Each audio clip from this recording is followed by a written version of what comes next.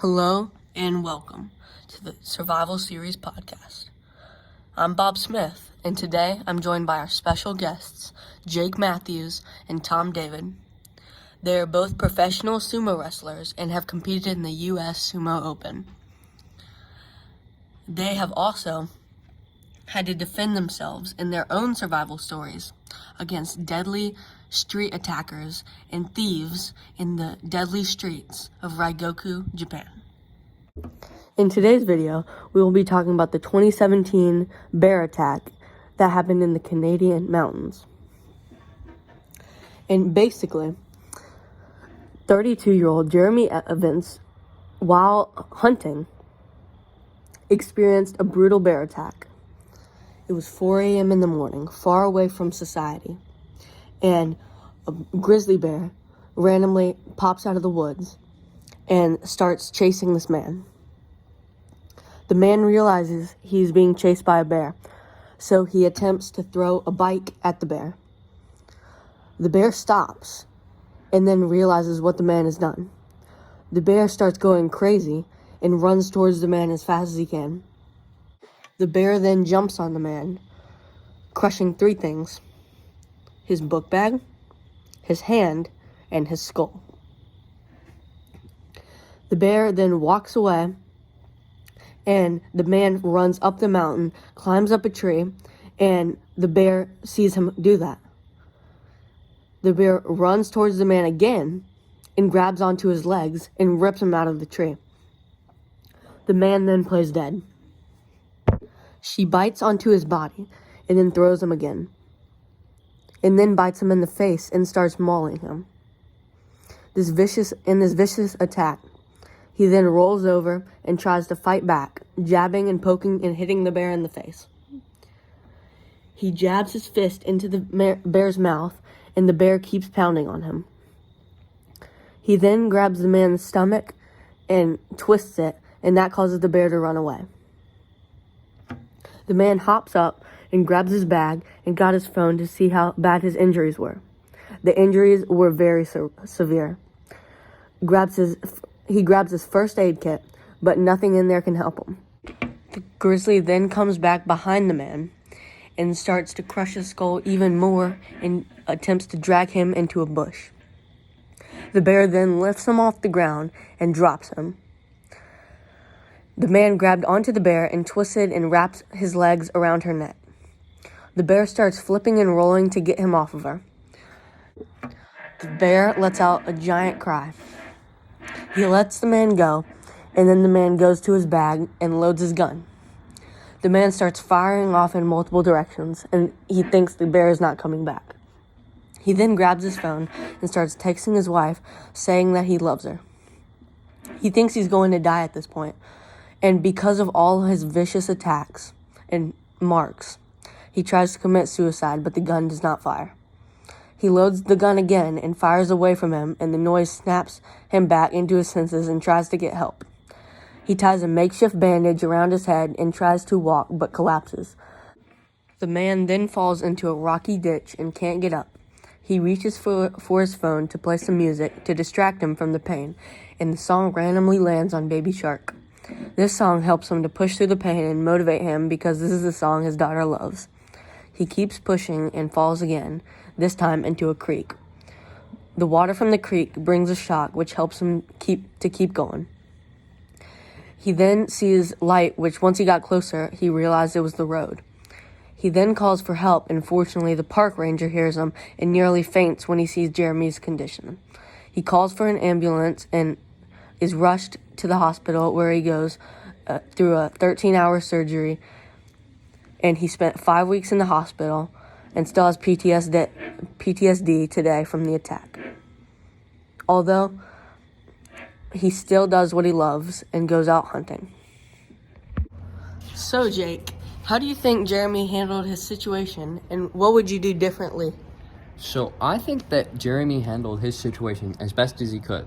Well, he had just been almost killed by a bear.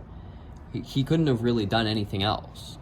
His mind was in a panic. He was in a rush. He was probably feeling a little depressed. And I mean, I don't know if I could have done any differently. Like, I probably would have done the same things he would have done, because like there's like no way you can act any differently. Like, he did what he could, and that's what he did. Yeah. I think that this story probably might inspire hope in some people, that like all is not lost. There might be some help for some of us, and that okay, I've got nothing else. That's all I want to say. Here, a little side question here. How would you go about the fight with a bear? Like, what tactics would you use? 50-80, deagle straight to the head. Tell me more. So you take the really big gun, and then you shoot the bear so it doesn't get up again. What happens when you don't have a gun? Well, so you try to act bigger than the bear. You and you go rah, so that the bear gets scared, because the bear isn't actually, like, the bear gets afraid of you if it thinks that you're bigger than it.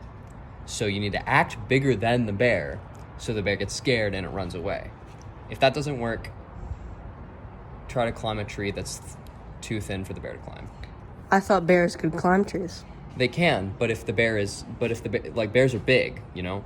If you climb a skinny tree that's just enough to support your weight, but not enough to support the bear's weight, then the bear will break the tree, and it won't be able to get you. It won't be able to climb the tree. What happens if you're at the top of the tree and you fall because the bear breaks the tree? You're dead, probably. Just lay there, so that the bear thinks you're dead and won't mess with you anymore, I guess. Thank you, Jake, for that insightful comment. Now we have Tom David. So, Tom, how do you feel that Jeremy tried to kill himself after the attack? Well, first, when I heard that he tried to kill himself, I was honestly quite shocked, as someone would go to take such a drastic change. But after I finished hearing his amazing story on how he was able to survive, it helped me understand just how much the human brain can power someone to move on. Because he thought and was going to end his own life due to the extreme amount of pain he was in. But then once he heard just a song like Baby Shark, which a lot of people find silly and is silly, but it has so much personal meaning to him and his mind, that he chose that it registered something in his brain that allowed him to keep pushing on.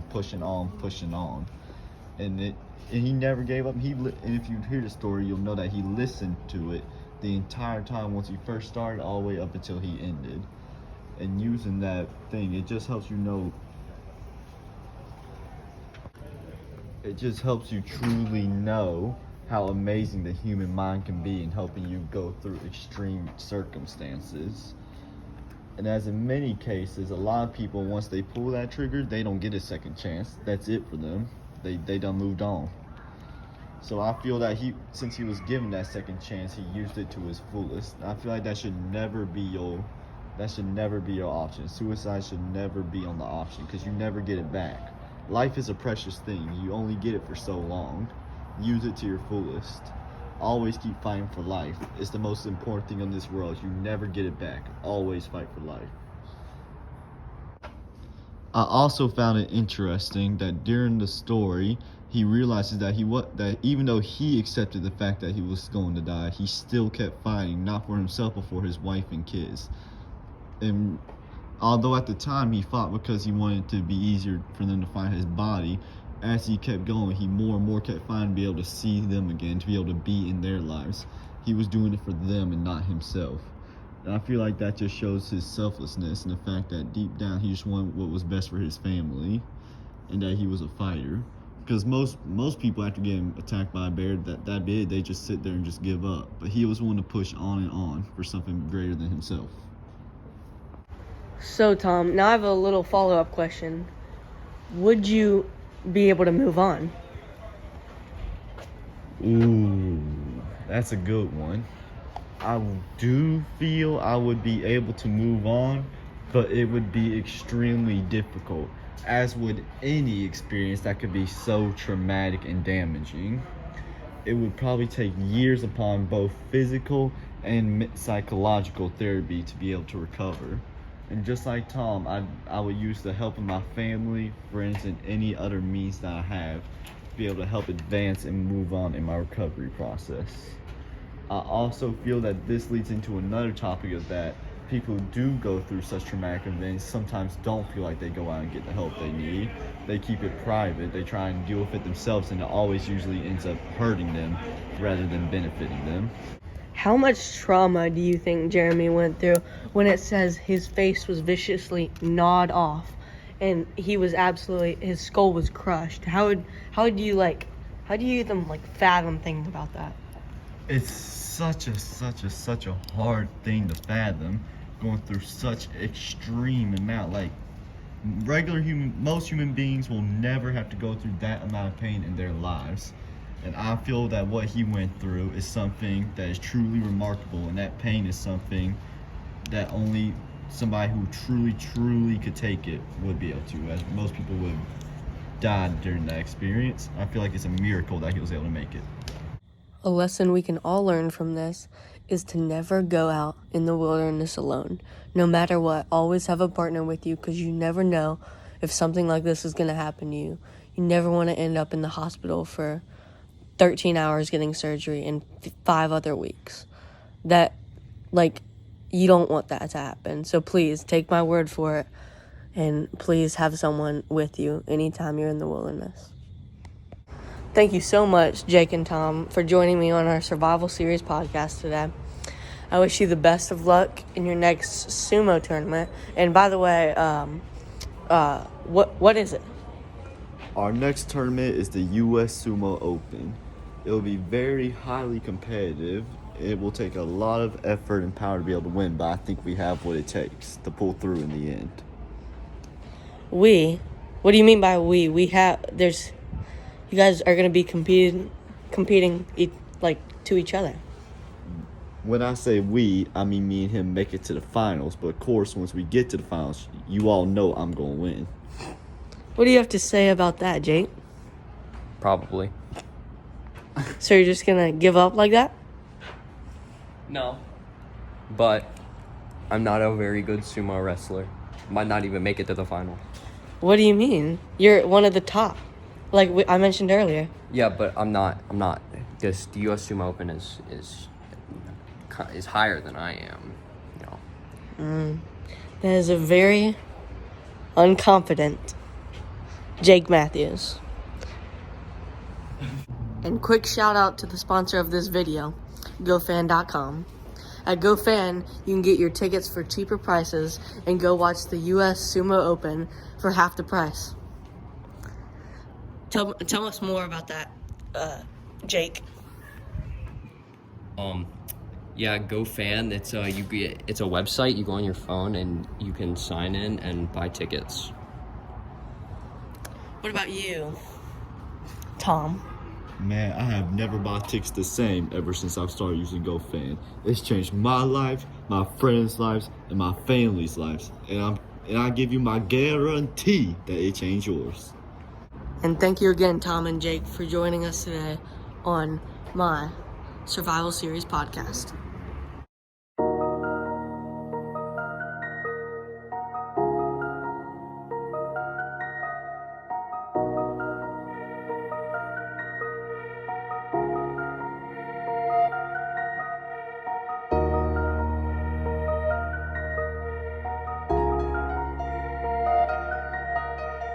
LB